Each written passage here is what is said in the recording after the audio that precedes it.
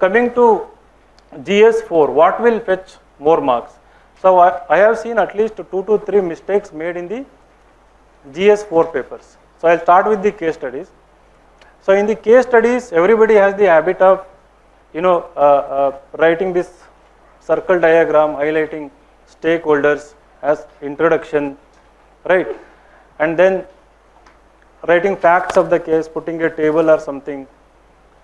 So the case studies are given with a purpose. So basically they are testing your problem solving skills, right? Your ability to identify ethical issues and how you are going to resolve them, right? So for me it is like a mini essay. So the way you write ethics case study, you are communicating to the evaluator that you have understood the significance of the case study. So what is the context? So what are the core issues of the case? And what is the most important fact of the case? And who are all the stakeholders in the case? Combine them and write a paragraph as introduction, instead of separately highlighting, stakeholder diagram. So you are unnecessarily wasting, 1/3 space in your answer booklet when you write stakeholders. It doesn't have any value addition, right? So now I am not looking for that part. I am not more interested. So where I am more interested is the innovative way, or out of the box thinking, or the ethical justifications you give to resolve an issue. So the mistake I have seen is that when somebody asks you to resolve a case study, to resolve a crisis or any ethical dilemma, when you are writing course of action, people write, I will do this X method, I will follow this X method. For example, let us say that you want to rescue a child from a child labor. So he is working in a hazardous situation, you want to rescue the child. And you might write that maybe you are an officer with very good salary and well settled family with your own kids. So now you see a kid and you have to rescue that kid. So you might start, what will you do in that situation? One of the options could be, maybe you will temporarily take that child to your home, right? Maybe give him certain shelter, maybe temporarily. Another option could be, you will take him to any rehabilitation center, a child care center, and you will put him in there. Another option, you sponsor his education, you will put him in a residential school, you will look after his expenses. That could be another option. So another option could be, you will inform the police or inform any relevant authorities and then ask them to take care of the child. So usually people write these options, right?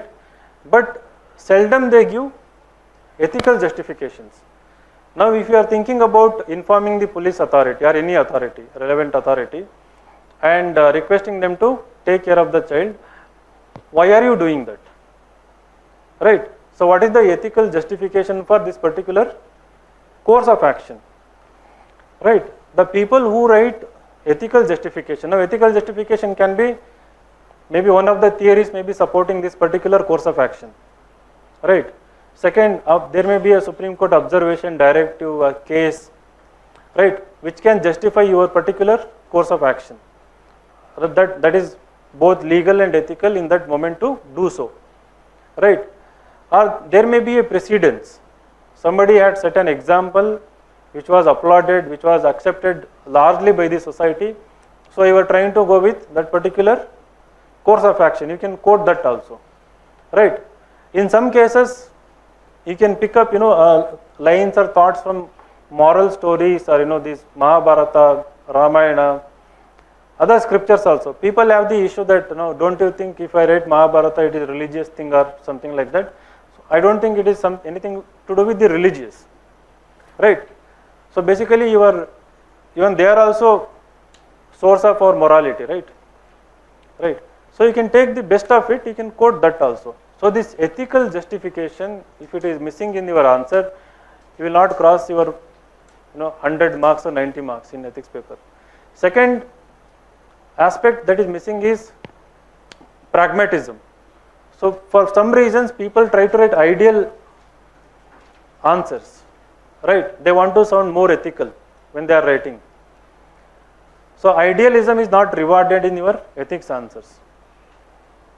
What is idealism? Like you want to come across as like perfect embodiment of or epitome of all morality and ethics. So no, you are not, you're like straightforward, like there is no like Immanuel Kant, right? So you want to, the means are more important, not the ends, that kind of attitude. So you have to find a way to sound more pragmatic, right? See, so as long as it is not breaking laws, rules or regulations, right, it is within the scope of societal morality or unconstitutional morality, ensure that your answer has practical touch, right? So not like ideal, like for example, there was this case about UPSC interview, right? So you're going for UPSC interview, you see an accident victim. So the ideal answer is, you will take the victim, you will go to Gangaram hospital, right? So you will ensure that treatment is given to the victim, right? Because you believe that that is the most humane thing to do in that moment. Even if it is your last attempt and this interview is more important, you want to protect the victim. Of course, the society will applaud, your sacrifice, everything. You might be given some medal or something like that. But that is not the most practical thing to do, that, right? You have other options also, practical options, right? So you can arrange a vehicle, ambulance, maybe you can go late to the interview little bit, but you can make some arrangement, ensure that the victim is really, taken care of in this golden hour or something. But there is a practical way. In any case study, ensure that you don't sound idealistic. The same is evident in the interview answers also. Anybody who gives very ideal answers are not given good marks nowadays. So you have to be someone who can get the things done, right? Somebody who can take quick decisions. Again, the third aspect is out of the box ideas. So instead of giving, see in interview what happens, so when somebody asks the case study, when somebody gives the answer, we say that don't answer like mains, ethics case study, right? That if there is a farmer protest is going on, if it gets too violent, you are a SP in charge of that area and you are there in that location, what will you do in that moment? If that is an interview question, so you start giving answer, right? Like I will call for the backup, I will fire in the air and I will warn the protesters, so not to be violent or something. If they don't listen, one of them I will shoot in the leg or something. I mean, start giving some answer, like for listeners, it start looking like what you write in the mains. So even in mains, you should not write like that. These are, of course, some of the courses of action you can opt for. But is there something beyond that you can do in that moment? Some of the out of the box idea, right? Something innovative, can you do something about it, the situation? So other people say that I will talk to the leader of the protest, I will take elders into consideration, right? So I will take religious heads, if it is a religious violence, into consideration and try to, appeal to them, ask them to, calm the mobs or something, right? So, but the expectation is something more practical in that. Yes. Pardon? Move food stalls. Acha, nice. Has anyone done that? So bring ice cream stalls, right? Or distribute money. No, he says he has given an example here, like out of the box, that move food stalls into that particular away. Why away? So they will go to eat, like they disperse.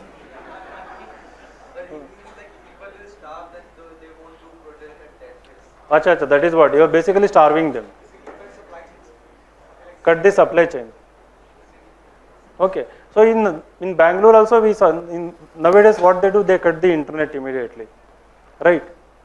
So this is one idea, is giving move the food stalls So even I didn't know about it, away from the protest region, right?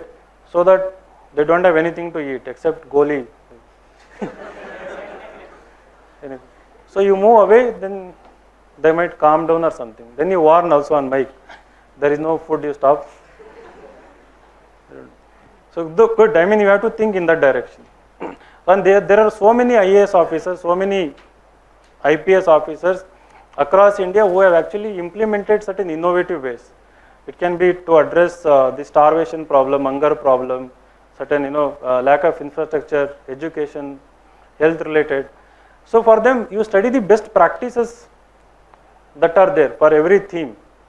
So you can categorize all the case studies into themes. For every theme, identify the best practices, innovative not only in India, across the world also. Sir, where we can find all these like case studies or everything in such a short span of time? See, like past 10 years, we have 60 case studies in the UPSC only. So if you are somebody who is struggling with speed in ethics paper, my suggestion is take up 6 case studies, put a timer 1.5 hours. You should write in 1 hour 50 minutes, ideally in the exam. But train yourself to write 6 case study answers in 1.5 hours. First, start with this previous year questions. So every week you can sit, like again come to the class, 6 case studies, 1.5 hours. You try to write the answers. So at home we are starting something called as mains 75 days plan from tomorrow, I think. So where we are daily giving 1 ethics answer and 2 GS answers. So this year we are combining ethics cum GS also. So every day you can do practice of 3 answers. At least you can do ethics answer practice. You do that, and we are planning to give synopsis of those questions also the very next day, where you can compare your answers.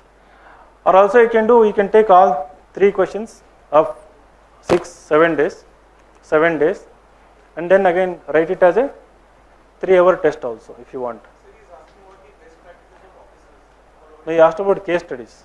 Achha, best practices, see, they are scattered, like you have to visit like UN websites, certain reports, thematically you have to collect.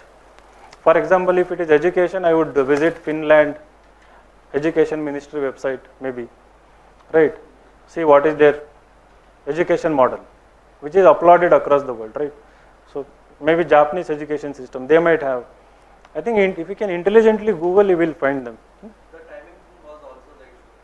Thank you. So you got the solution. Welcome. You wrote the mains last time. No, sir. But whenever I wrote like the test, Yeah, right. So coming, good. So within ethics, the quote-based questions, right? So in the quote-based questions, there should be at least 3 to 4 diamonds visible. So usually you look at the quote, I don't know.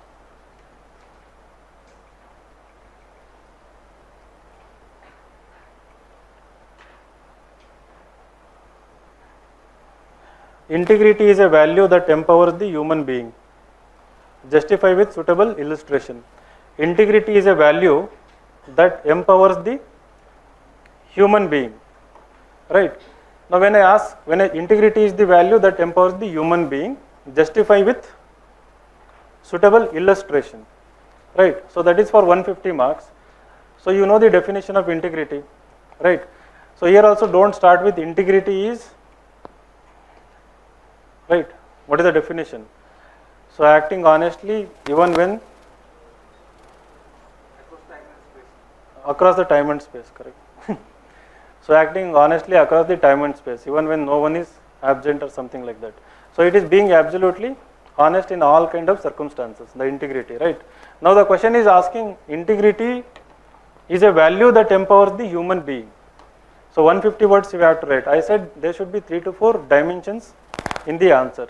So instead of starting with definition, integrity is something, you start with, as I said in other introductions, a broad introduction. So what could be better introduction here? 1 or 2 lines. Any intelligent people here? You want to start with a quote.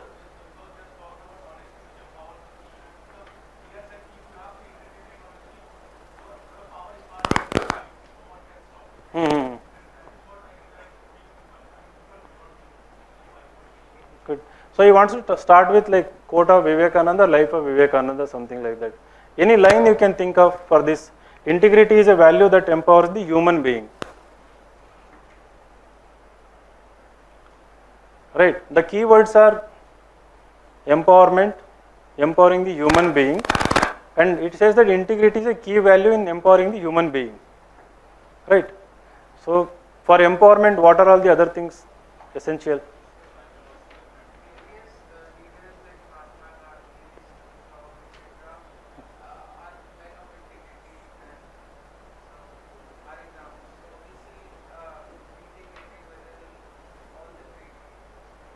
Okay. So all the great leaders had integrity. So they not only empowered themselves, they were also able to empower the masses also. Right.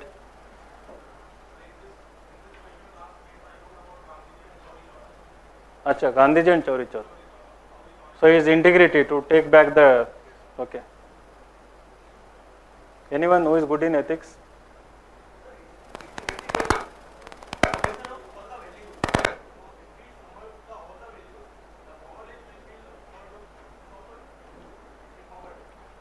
Okay, it is the sum of all the values. So what I would write, maybe one line is that, basically it talks about empowerment of human beings. So because integrity provides an individual courage to stand up to any kind of injustices, wherever it happens, right, that empowers any individual who practices this particular value or something. Basically, I am giving an idea here, like, you are person of integrity, you have the courage to stand up to any injustice anywhere, right? And then maybe you can define what is integrity. You must define integrity. After defining integrity, you should also define what do you mean by empowerment here. Empowering human being. So like, what do you mean by empowerment here? Like empowerment in what sense?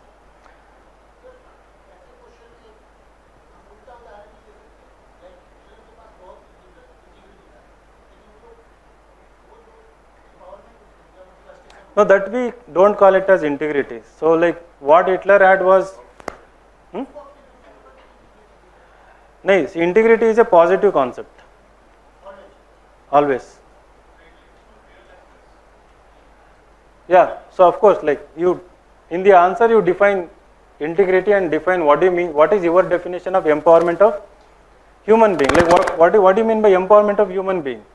So we talk about empowerment in terms of having, various choices in life to choose something from.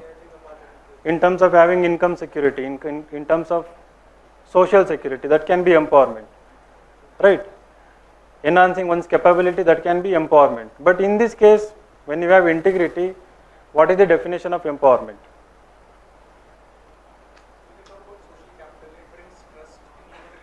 Good, nice.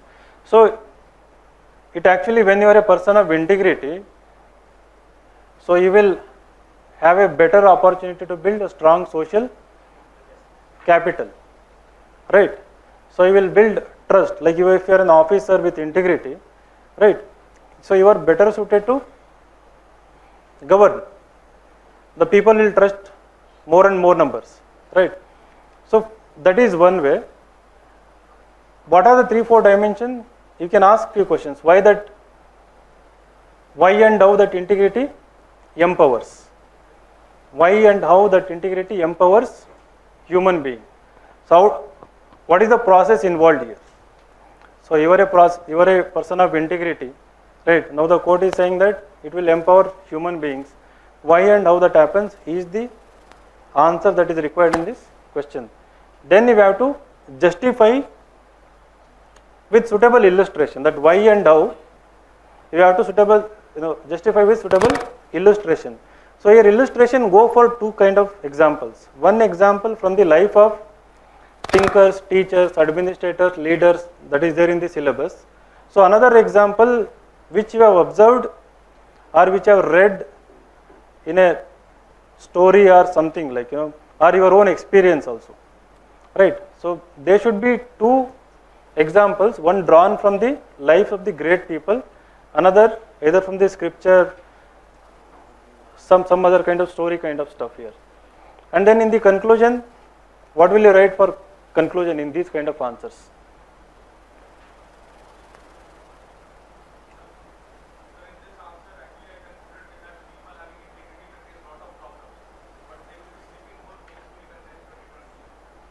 Nice.